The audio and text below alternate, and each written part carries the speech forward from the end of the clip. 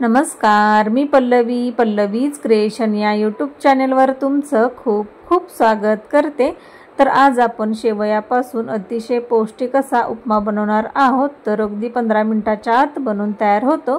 चला तर मग रेसिपीला सुरुवात करूया। तर सुरुवातीला एका पॅनमध्ये 2 ते 3 मोठे चमचे तेल गरम करून घ्यायचं। तेल छान असं गरम झालं की वरून अर्धा चमचा मोहरी, अर्धा चमचा जिरं मोहरी छान तडतडली की 2 ते 3 हिरव्या मिरच्या अशा बारीक कट करून घ्यायच्या। त्याही तेलामध्ये टाकून थोडंसं परतून घ्यायच्या आणि गॅस मिडियम ठेवायचा आपल्याला। आणि एक कांदा मिडियम साईजचा असा बारीक कट करून घ्यायचा, तोही तेलामध्ये छान असा गुलाबीसर कलर येईपर्यंत परतून घ्यायचा। एक टोमॅटो असं बारीक कट करून ते तेलामध्ये टाकून परतून घ्यायचं, छान असं एकजीव करून घ्यायचं आणि वरून चवीनुसार मीठ टाकून घ्यायचं, त्यामुळे टोमॅटो पटकन शिजलं जातं।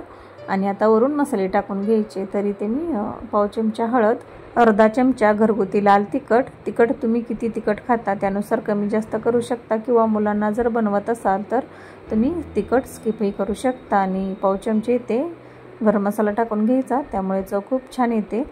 आणि 1 चमचा अद्रक लसूण पेस्ट आणि थोडेसे ते मी शेंगदाणे टाकून घेत आहे आणि मसाल्यामध्ये छान असं एकजीव करून घ्यायचं।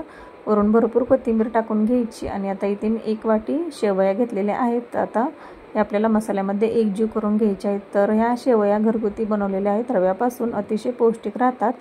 मसाल्यामध्ये छान असं एकजीव करून घेतल्यानंतर आता आपल्याला यामध्ये 2 वाट्या पाणी टाकून घ्यायचं आहे। तर 1 वाटी शेवयासाठी 2 वाट्या पाणी पुरेसं होतं, जास्तही होत नाही किंवा कमी होत नाही। आणि शेवयानुसार थोडंफार पाणी कमी जास्त होऊ शकतं। आता छान असं एकजीव करून घ्यायचं हे पहा या पद्धतीने। आणि अगदी पटकन होतात ह्या शेवया, आपल्याला असं जास्त वेळ लागत नाही शिजण्यासाठी। आणि थोडंसं वरून आपल्याला इथे मॅगी मॅजिक मसाला टाकून घेत आहे, पूर्णपणे ऑप्शनल आहे, तुम्ही नाही टाकला तरी चालेल, पण मुलं खूप आवडीने खातात। किंवा किचन किंग मसालासुद्धा तुम्ही घरगुती उपलब्ध असेल तर टाकू शकता। आणि तुम्ही पाहू शकता 10 मिनिटाच्या आत आपला हा नाश्ता बनवून तयार होतो। पाणी पटकन आटलं जातं हे पहा, तुम्ही पाहू शकता।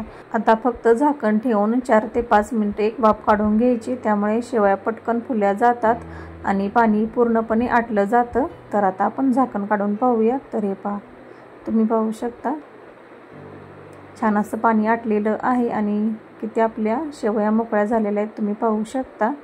छान असं मिक्स करून घ्यायच्या हे पहा, या पद्धतीने अगदी मऊसूत बनल्या जातात।